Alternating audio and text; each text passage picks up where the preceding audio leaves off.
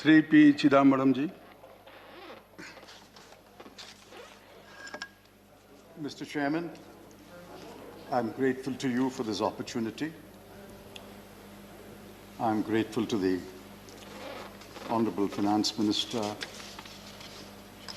for being present here when I have an opportunity to speak on the budget.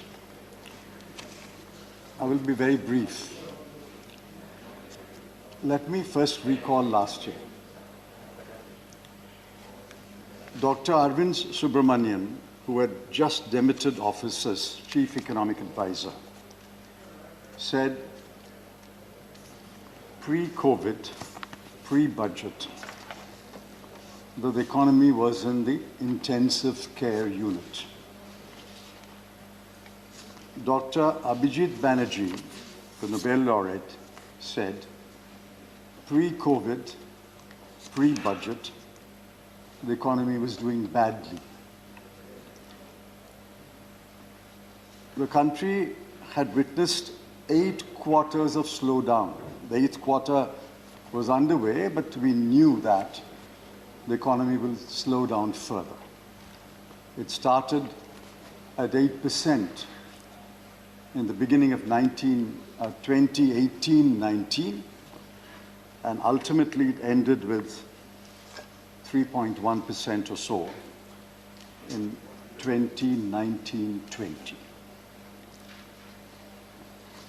In my intervention last year, I had pointed out that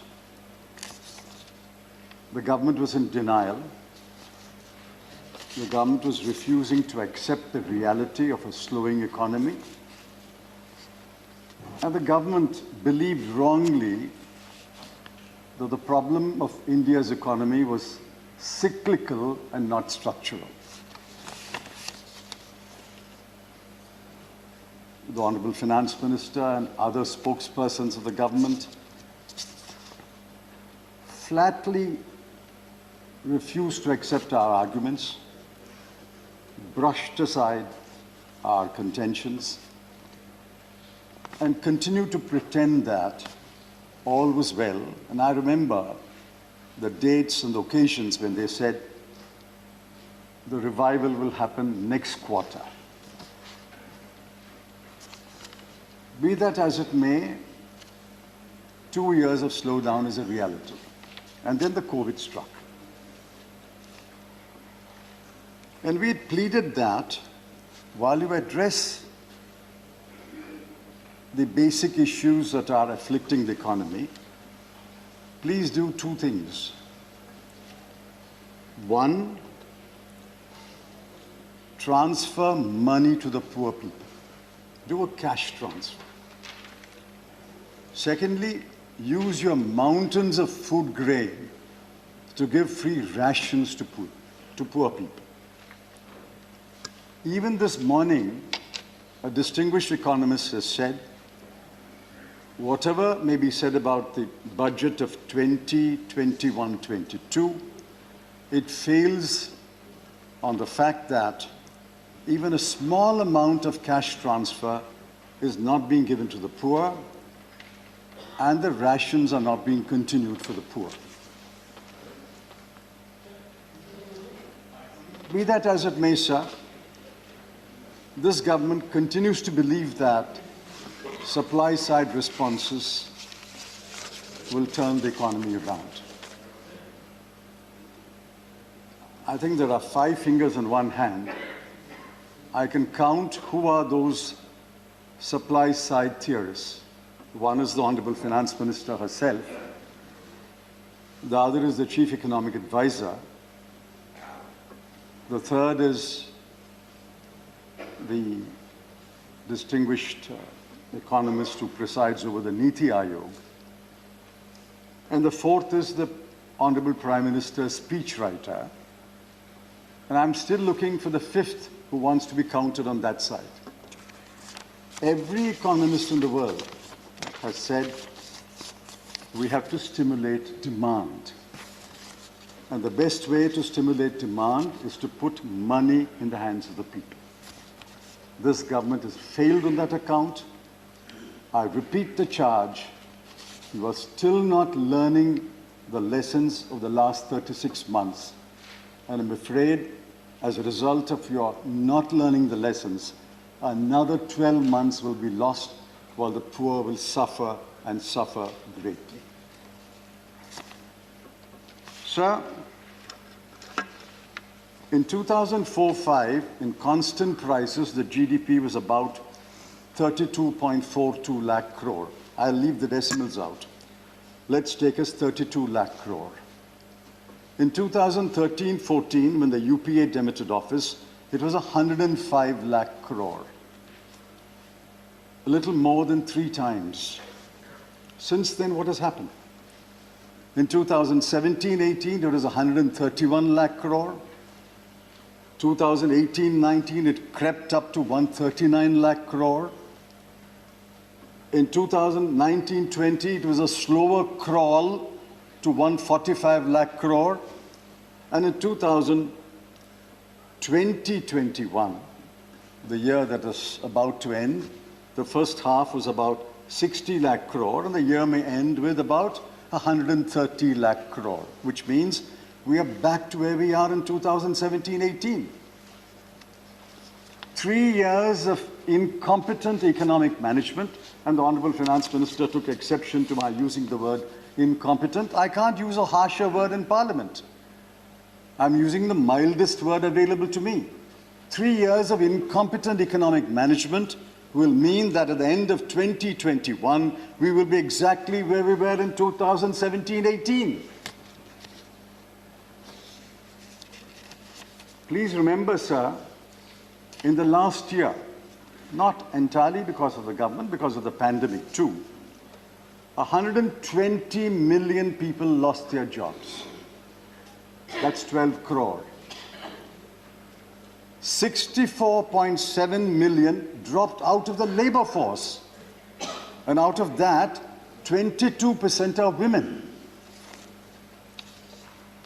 Only 1 out of 11 jobs are held by women, but 4 out of 11 who drop out are women.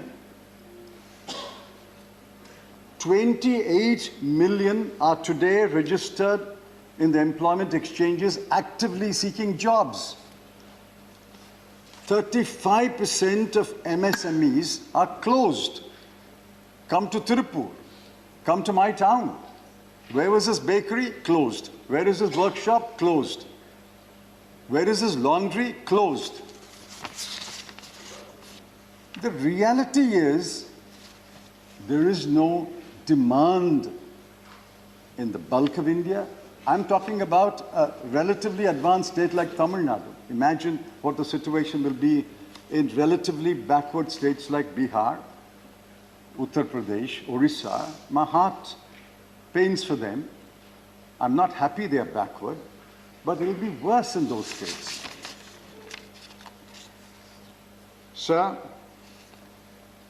the answer to India's economic situation is to take the advice of well-meaning critics, distinguished Indian economists who may be in India, who may be abroad, and address the structural issues facing the economy and immediately address the needs of the poor people. This is what my colleague Mr. Sibal said yesterday. You have ignored the poor, you have ignored the unemployed, you have ignored those who have lost their jobs and still looking for those jobs. You have ignored the MSMEs which are closed down. You have ignored the jobs that were lost in the closed down MSMEs. If you ignore the bulk of India, who is this budget for? Before I answer the question, who is this budget for, let me give you some numbers. Major numbers are suspect in this budget, like last year's budget. Of course, you will always say the numbers unravel because of the pandemic.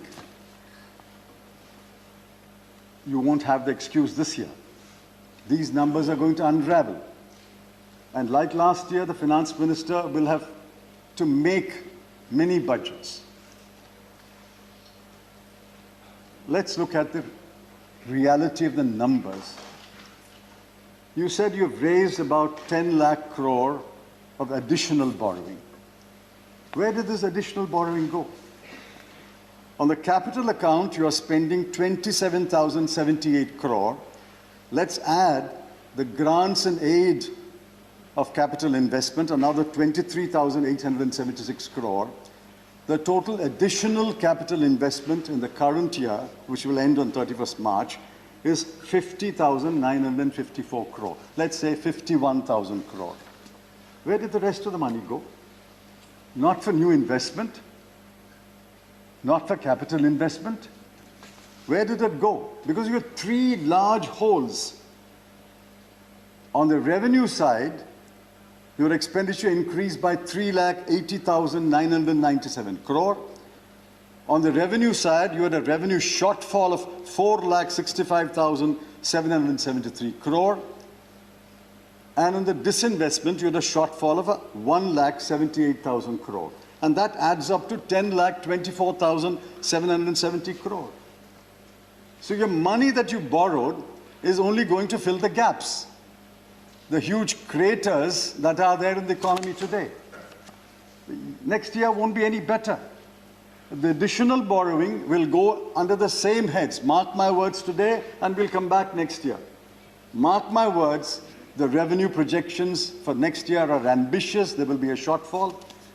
The disinvestment proceeds projections are ambitious. There will be a shortfall.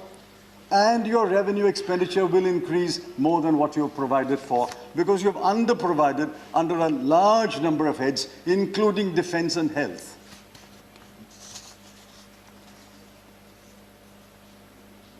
Next year, total expenditure increases by only 32,931 crore. I've complimented you in writing, and I compliment you here. You are spending on capital account an additional 1,15,000 crore.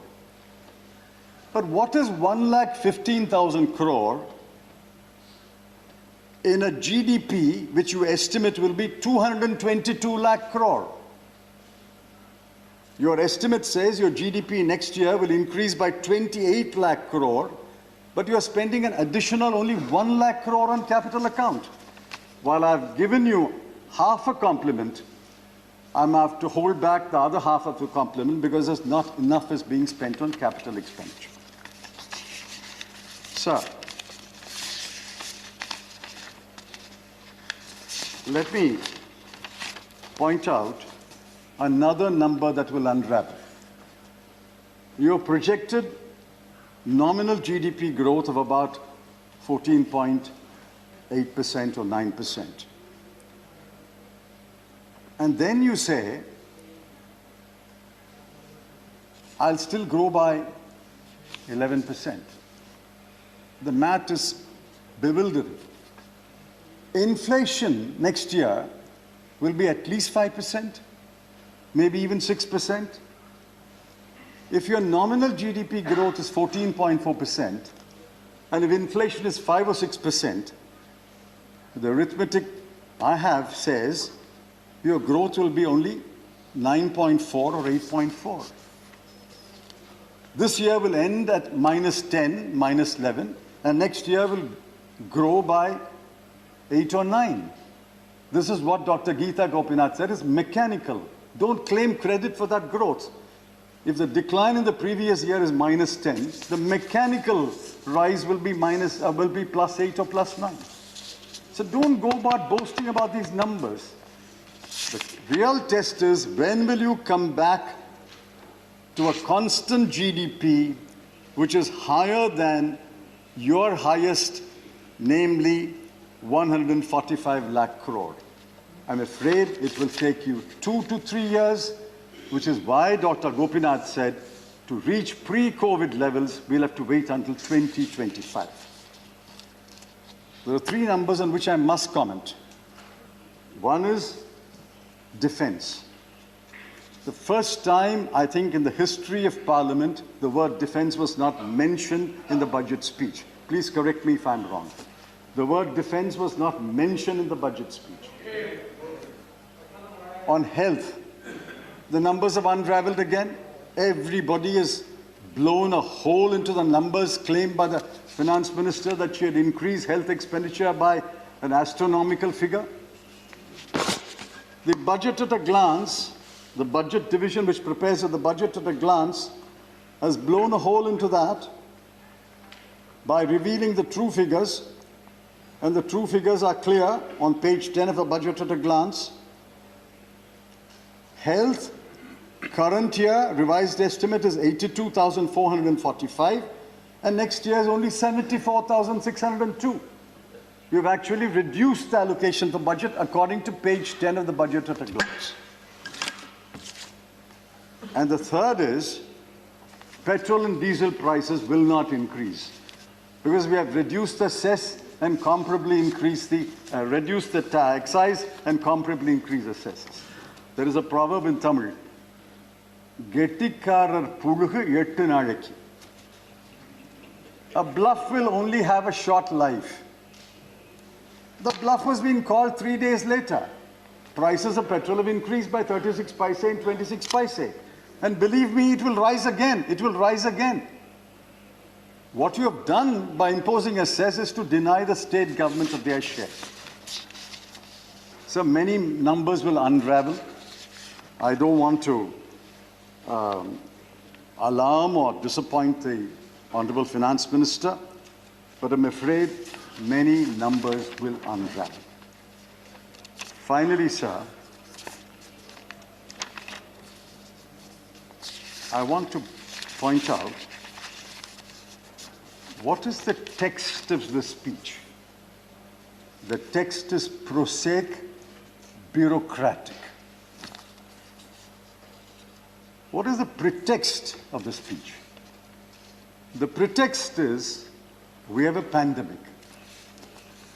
Let me tell you, we don't hold you responsible for the pandemic afflicting India, nor do we hold you responsible or give you credit for the pandemic leaving India. The coronavirus came to India and the coronavirus is leaving India.